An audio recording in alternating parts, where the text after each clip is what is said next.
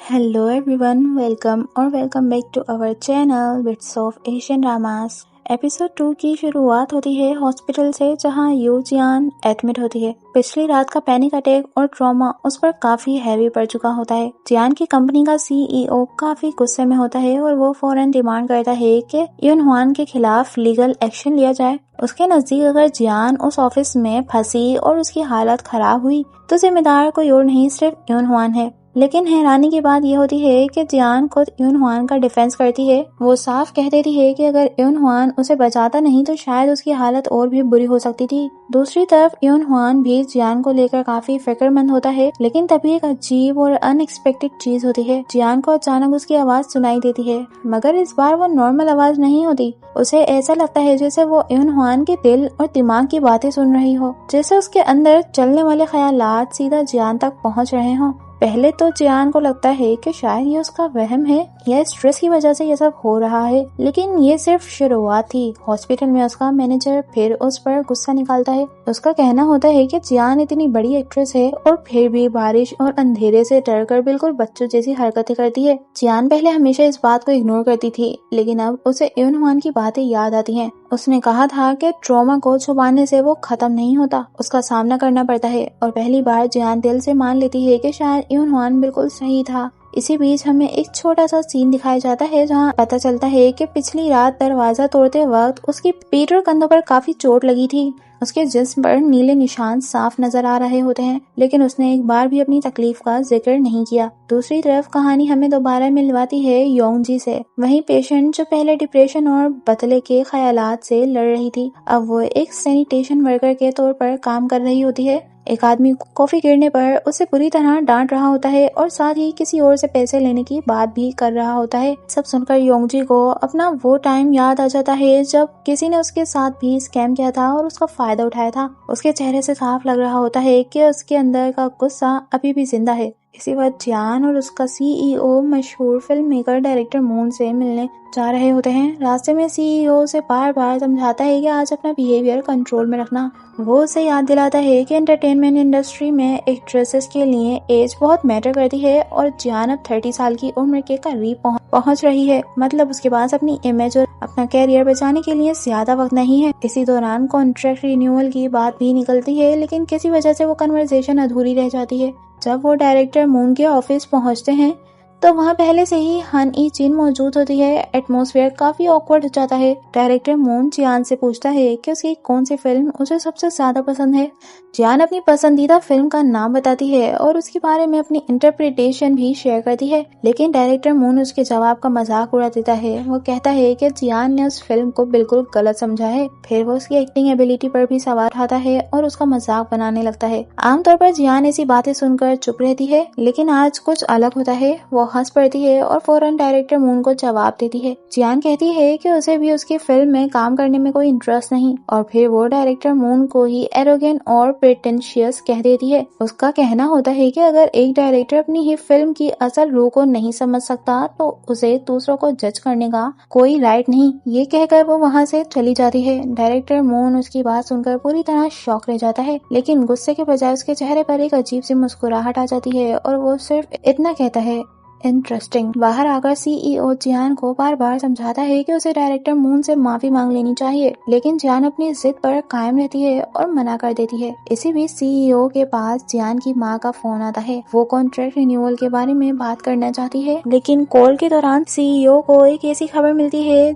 जो उसे हिला कर रख देती है। दूसरी तरफ एक और बड़ी मुसीबत यून हुआन की तरफ बढ़ रही होती है। न्यूज चैनल्स पर ब्रेकिंग न्यूज चल रही होती है कि योंगजी ने कई लोगों पर चाकू से हमला कर दिया है, और सबसे बुरी बात, मीडिया इस इंसिडेंट को सीधा यून हुआन के साथ जोड़ देती है। रिपोर्टर्स उसकी काउंसलिंग मेथड को एक्सपोज करते हैं, जहां वो पेशेंट्स को रिवेंज के ख्यालात इमेजिन करने देता था। अब मीडिया उसे थेरेपिस्ट नहीं बल्कि एक ऐसा शख्स बनाकर दिखा रही होती है जिसने अपने पेशेंट को वायलेंस की तरफ धकेला। इस वजह से पुलिस उसे क्वेश्चनिंग के लिए स्टेशन बुला लेती है। उधर घर पर बैठी जियान को भी अपनी गलती का एहसास होने लगता है। उसे लगता है कि शायद उसने डायरेक्टर मून के साथ ज्यादा रूड बिहेवियर किया, लेकिन उसकी उदासी ज्यादा देर नहीं टिकती क्योंकि उसे अचानक खबर मिलती है कि डायरेक्टर मून ने अपनी नेक्स्ट फिल्म के लिए उसे कास्ट करने का फैसला कर लिया है। ये सुनते ही जियान की खुशी का कोई ठिकाना नहीं रहता, लेकिन ये खबर किसी और के लिए बुरी न्यूज बन जाती है और वो है हान इजिन। इजिन इस फैसले से काफी अपसेट होती है। जैसे इतना काफी नहीं था कि उसकी असिस्टेंट उसे बताती है कि जिस लग्जरी ब्रांड स्पॉन्सरशिप के लिए वो इतनी मेहनत कर रही थी वो डील भी कैंसिल हो गई थी।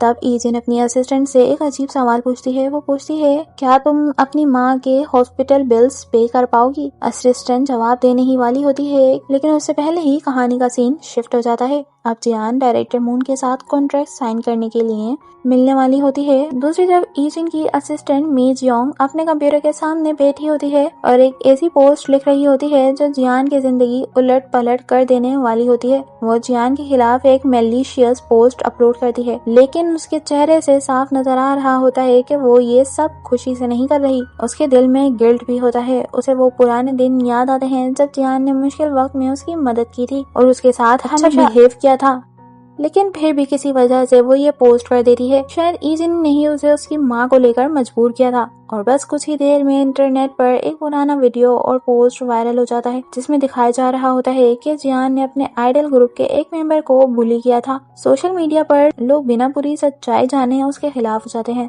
और सबसे पहले नुकसान होता है उसके सपने के प्रोजेक्ट को। डायरेक्टर मून की फिल्म का कॉन्ट्रैक्ट फौरन कैंसिल कर दिया जाता है। एजेंसी में अफरा तफरी मच जाती है। जियान बार बार सबको समझाती है कि उस वीडियो और एक्यूजेशन में कोई सच्चाई नहीं है। वो कहती रहती है, मैंने ऐसा कुछ नहीं किया, लेकिन इंटरनेट की दुनिया में सच से ज्यादा वायरल चीजें चलती हैं। मूवी कॉन्ट्रैक्ट चला जाता है। लग्जरी ब्रांड्स डील्स वापस लेना शुरू कर देते हैं। स्पॉन्सर्स एक एक करके पीछे हटने लगते हैं। एजेंसी के सारे लोग डैमेज कंट्रोल में लग जाते हैं। कोई पोस्ट रिमूव करवाने की कोशिश कर रहा होता है, कोई लीगल टीम से बात कर रहा होता है और कोई मीडिया को हैंडल कर रहा होता है, लेकिन सिचुएशन उनके कंट्रोल से बाहर निकलती जा रही होती है। दूसरी तरफ यूनहान अपनी पेशेंट योंगजी से मिलने की कोशिश करता है, लेकिन योंगजी से मिलने से साफ मना कर देती है। शायद उसके अंदर भी गिल्ट, गुस्सा और कंफ्यूजन सब कुछ एक साथ चल रहा होता है। उधर जियान मीडिया और लोगों से बचने के लिए खुद को छुपा लेती है। वो घर से बाहर निकलना भी बंद कर देती है और अजीब बात ये होती है कि वो इस दौरान सिर्फ स्पार्कलिंग वाटर पीती रहती है, जैसे उसकी भूख और प्यास दोनों खत्म हो चुकी हों। जब घर में स्पार्कलिंग वाटर भी खत्म हो जाती है तो मजबूरन उसे कन्वीनियंट स्टोर जाना पड़ता है। वहाँ अचानक फिर वही अजीब चीज होती है। उसे किसी और के ख्यालात सुनाई देने लगते हैं। वो ख्यालात यूनहान के ही होते हैं। जियान उसके दिल की आवाज सुन लेती है। वो महसूस करती है कि यूनहान खुद को योंगजी के जुर्म का जिम्मेदार समझ रहा है। वो अपने आप को दोष दे रहा है और अंदर ही अंदर टूट रहा होता है।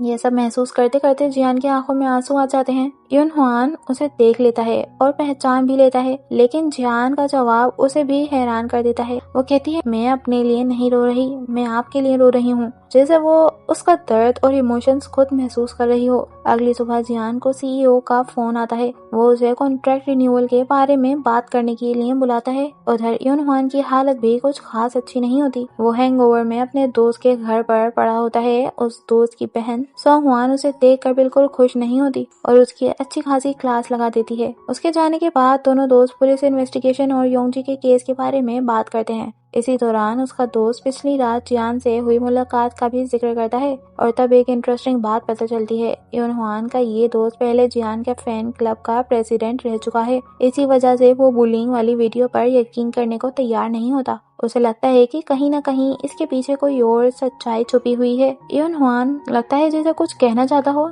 जैसे उसे जियान के बारे में कुछ पता हो, लेकिन वो बात करते करते टॉपिक ही बदल देता है। एजेंसी में कॉन्ट्रैक्ट रिन्यूअल मीटिंग शुरू होती है और यहाँ जियान को पता चलता है कि कंपनी ने उसके लिए कितने अनफेयर कॉन्ट्रैक्ट तैयार किए हैं। उसकी इनकम का हिस्सा काट कर सिर्फ 30% कर दिया गया होता है और अगर कॉन्ट्रैक्ट तोड़ने की बात आई तो उसे 3 गुना ज्यादा पेनल्टी देनी पड़ेगी। मतलब कंपनी उसकी मजबूरी का का फायदा उठाना चाहती थी। जियान ये सब सुनकर फट पड़ती है। वो सीईओ को अच्छी खासी सुनाती है, कॉन्ट्रैक्ट को उसके सामने फाड़ देती है और गुस्से में ऑफिस से निकल जाती है। बाहर निकलती ही उसकी माँ का फोन आता है और उसे बचपन के वो सारे लम्हे याद आने लगते हैं जब उसकी माँ ने उसे जबरदस्ती वो सब करवाया था जो वो कभी करना ही नहीं चाहती थी। उस रात जियान को किसी का भी फोन नहीं आता, ना कोई प्रोड्यूसर, ना कोई डायरेक्टर, ना कोई स्पॉन्सर। वो अपने मैनेजर से पूछती है क्या कोई उसे साइन करना चाहता है, लेकिन जवाब ना में होता है। उसकी रेपुटेशन पूरी तरह तबाह हो चुकी होती है। जैसे ये सब काफी नहीं था, उसे ये भी पता चलता है कि उसे एक हफ्ते के अंदर अंदर अपार्टमेंट भी खाली करना होगा। अगली सुबह जियान नया घर ढूंढने निकलती है, लेकिन वहाँ उसके साथ एक और मुसीबत हो जाती है। पता चलता है कि जिस प्रॉपर्टी के लिए उसने पैसे दिए थे वो एक स्कैम था और वो अकेली नहीं थी,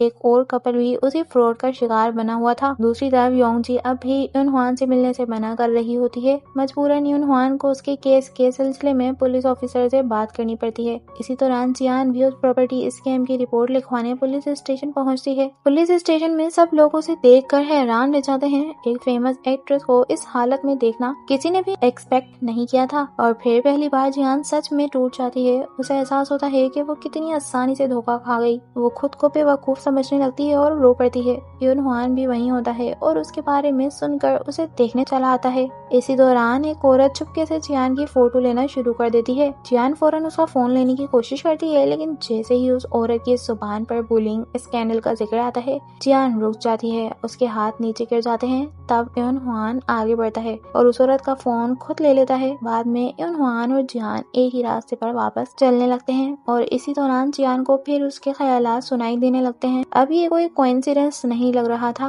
वो वाकई उसके दिल की बातें सुन पा रही थी। जियान उसकी मदद का शुक्रिया अदा करती है और वहाँ से जाने लगती है, लेकिन अचानक उसका पाँव फिसल जाता है और वो गिरने लगती है। उस वक्त यूनहुआन के दिमाग में उसकी फिक्र और कंसर्न की जो लहर उठती है, जियान उसे भी महसूस कर लेती है और शायद बहुत दिनों बाद पहली बार कोई उसके लिए सच में परेशान था। बस ये एहसास होते ही जियान के इमोशंस फिर से बाहर आ जाते हैं और वो टूट कर रो पड़ती है। और इसी इमोशनल और मिस्टीरियस मोमेंट के साथ एपिसोड 2 खत्म हो जाता है। और गाइस, अगर वीडियो अच्छी लगी हो तो लाइक करना, कमेंट करना। अब मैं मिलूंगी इसके नेक्स्ट एपिसोड में। Till then good bye.